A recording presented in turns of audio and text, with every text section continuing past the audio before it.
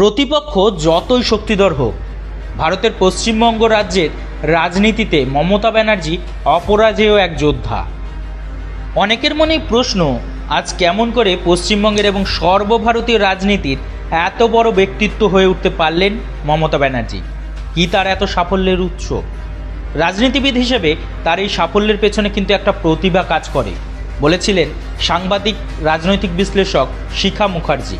এবং ভারতের প্রয়াত রাষ্ট্রপতি প্রণব মুখার্জি এটা লিখেও গেছেন যে মমতা ব্যানার্জির একটা ক্যারিশমা বা সম্মোহনী ক্ষমতা আছে। 1970-এর দশকে মমতা ব্যানার্জির রাজনৈতিক জীবন শুরু হয়েছিল কংগ্রেস দলের একেবারে সাধারণ একজন কর্মী হিসাবে। তিনি ছিলেন ইন্দিরা গান্ধীর অনুরাগী এবং তার প্রাথমিক রাজনৈতিক জীবন কেটেছে পশ্চিমবঙ্গে সেকালের সিনিয়র কংগ্রেস নেতা প্রণব মুখার্জির ছায়ায়, যিনি পরবর্তীকালে ভারতের রাষ্ট্রপতি হয়েছিলেন।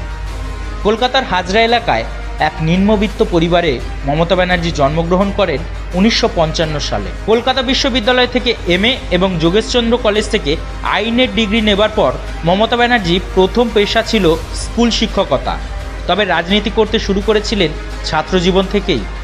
কিছুদিনের মধ্যেই দলের সিনিয়র নেতাদের নজরে চলে আসেন মমতা ব্যানার্জি। 1976 সালে মাত্র 21 বছর বয়সেই তিনি পশ্চিমবঙ্গ রাজ্য মহিলা কংগ্রেসের সাধারণ সম্পাদক হন। কয়েক বছর পর তিনি হন নিখিল ভারত যুব কংগ্রেসের সাধারণ সম্পাদক। মমতা ব্যানার্জির একটা বিশেষত্ব হলো তার প্রচণ্ড লড়াকু মনোবৃত্তি এবং তার পরিশ্রম করার ক্ষমতা, বলেছিলেন শিখা মুখার্জি। তার ভাষায়, তার রাজনৈতিক জীবনে বহু বাধা এসেছে। 2001 সালে রাজ্য নির্বাচন হারার পর তার দল তৃণমূল কংগ্রেস প্রায় ধ্বংস হবার উপক্রম হয়েছিল, কিন্তু তিনি আবার উঠে দাঁড়িয়েছিলেন, দলকে পুনর্গঠিত করেছেন। এটা তার লড়াই করার ক্ষমতার প্রমাণ। মহিলা কংগ্রেসের নেতা হওয়ার পরই তিনি একজন উদীয়মান রাজনীতিবিদ হিসেবে তৎকালীন প্রধানমন্ত্রী রাজীব গান্ধীর নজরে পড়েছিলেন। ছোট ছোট অনেক ঘটনা আছে যার মধ্যে দিয়ে তিনি তখনকার কংগ্রেসের বড় বড় নেতাদের নজরে এসেছিলেন, কিন্তু সবচেয়ে বড় ঘটনা হলো 1984 সালে লোকসভা নির্বাচনে সোমনাথ চ্যাটার্জির মতো প্রবীণ CPIM নেতাকে হারানো। সেটাই ছিল এক সাড়া জাগানো ঘটনা। কলকাতা যাদবপুরের একটি লোকসভা আসনে সেই প্রবীণ কমিউনিস্ট নেতাকে হারিয়ে মমতা ব্যানার্জি ভারতের অন্যতম সর্বকনিষ্ঠ পার্লামেন্ট সদস্য হয়েছিলেন। এরপর 1989 সালে নির্বাচনে ভারতের রাজনীতি কংগ্রেস বিরোধী হওয়ার ফলে তিনি সেই আসন হেরে যান। কিন্তু কিছুদিন পরেই 1991-এ আবার কলকাতা দক্ষিণ আসন থেকে নির্বাচিত হয়ে লোকসভায় ফিরে আসেন এবং পরে আরও 5 বার লোকসভা সদস্য নির্বাচিত হয়েছিলেন তিনি। লোকসভা সদস্য থাকার সময় বেশ কিছু ঘটনা মমতা ব্যানার্জির সেই লড়াকু ও প্রতিবাদী ব্যক্তিত্বের বহিঃপ্রকাশ দেখা গেছে। মমতা ব্যানার্জি প্রথমে কেন্দ্রীয় সরকারের রাষ্ট্রমন্ত্রী হয়েছিলেন 1991 সালে। তখন ভারতের প্রধানমন্ত্রী ছিলেন PV নরসিম্হা রাও, আর প্রথম পূর্ণ মুখ্যমন্ত্রী হিসেবে রেল মন্ত্রণালয়ের দায়িত্ব পান 1999 সালে। মমতা ব্যানার্জি কংগ্রেস থেকে বেরিয়ে গিয়ে তৃণমূল কংগ্রেস প্রতিষ্ঠা করেছিলেন 1998 সালে এবং কিছুকালের মধ্যেই এটি পরিণত হয় বামফ্রন্ট শাসিত পশ্চিমবঙ্গের অন্যতম প্রধান রাজনৈতিক দলে। বামফ্রন্ট সরকারের সময় 2005 সাল থেকে পরবর্তী কয়েক বছরে পশ্চিমবঙ্গের শিল্প স্থাপনের জন্য কৃষিজমি বরাদ্দের কয়েকটি ঘটনাকে কেন্দ্র করে সমস্যা গড়ে ওঠে। বিশেষ করে সিঙ্গুর ও নন্দীগ্রামে জমি রক্ষার জন্য গড়ে ওঠা আন্দোলনের মধ্যে দিয়ে পশ্চিমবঙ্গ রাজ্যের প্রধান বিরোধী দলে পরিণত হয় তৃণমূল কংগ্রেস। নন্দীগ্রামে কৃষকদের বিক্ষোভে নেতৃত্ব দিয়ে মমতা ব্যানার্জি হয়ে ওঠেন রাজ্যের জনপ্রিয় নেতা। পশ্চিমবঙ্গের একটা সময় ছিল যখন লোকে ভাবত বামফ্রন্টকে কেউ হটাতে পারবে না, কিন্তু তাদের মোকাবিলা করার নেতৃত্ব এবং সাহস মমতা ব্যানার্জি দেখাতে পেরেছিলেন। আর ভূমি অধিগ্রহণের ইস্যুটিকে তিনি সাধারণ মানুষের সাথে সংযোগ স্থাপন করতে পেরেছিলেন।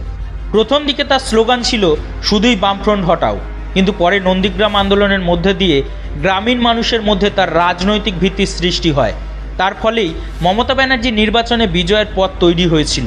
2009 সালের লোকসভা নির্বাচনে পশ্চিমবঙ্গ রাজ্যে বামফ্রন্টের থেকে বেশি আসন পায় তৃণমূল, আর তার 2 বছর পর বিধানসভা নির্বাচনে কংগ্রেসের সাথে জোট বেঁধে মমতা ব্যানার্জির তৃণমূল দল এই রাজ্যের 34 বছর ধরে ক্ষমতাসীন থাকা বামফ্রন্টকে হারায়।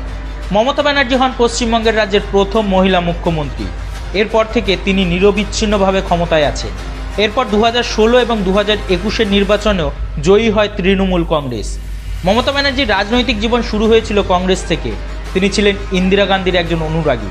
তার রাজনৈতিক দর্শন মূলত কংগ্রেসের মধ্যেকার সমাজতন্ত্রী ধারার সাথে মিলে যায় বলেছিলেন শিখা মুখার্জি। সাধারণ মানুষের জন্য খাদ্য সুরক্ষা, স্বাস্থ্য সুরক্ষা, শিক্ষা অর্থাৎ যে সমস্ত সেবা বিনা পয়সায় পাওয়া উচিত, এটাই তার আদর্শিক অবস্থান। এটার জন্যই উনি লড়ে যাচ্ছেন। মমতা ব্যানার্জির সরকার রাজ্যের দরিদ্র ও গ্রামীণ জনগোষ্ঠী, নারী এবং সংখ্যালঘুদের জন্য নানা রকম জনকল্যাণ প্রকল্প চালু করেছে। কন্যাশ্রী, সবুজ সাথী, স্বাস্থ্যসাথী এরকম প্রকল্পগুলো একদিকে প্রশংসিত হয়েছে, আবার অন্যদিকে পপুলিস্ট কর্মসূচি বলে সমালোচিত হয়েছে। এসব প্রকল্পে নানা দুর্নীতির অভিযোগও উঠেছে, কিন্তু এসব প্রকল্প মমতা ব্যানার্জিকে এনে দিয়েছে ভোটারদের মধ্যে তার জনপ্রিয়তা। এটা তাকে নির্বাচনে জিততে সহায়তা করেছে। রাজনীতিবিদ হিসেবে তার সাফল্যের কারণ হিসেবে বিশ্লেষকরা বলছেন মমতা ব্যানার্জির এক বিরল ক্ষমতা রয়েছে মানুষের সাথে সংযোগ স্থাপন করতে পারার। পশ্চিমবঙ্গের রাজনীতিতে এলিটিজমের একটা প্রভাব আছে আগে থেকেই, কিন্তু মমতা ব্যানার্জি প্রেসিডেন্সি কলেজে না পড়েও বা নামী রাজনৈতিক পরিবারে জন্ম না নিয়েও সফল রাজনীতিবিদ হয়েছেন। তার আটপৌরে ব্যাপারটা মানুষ পছন্দ করেন।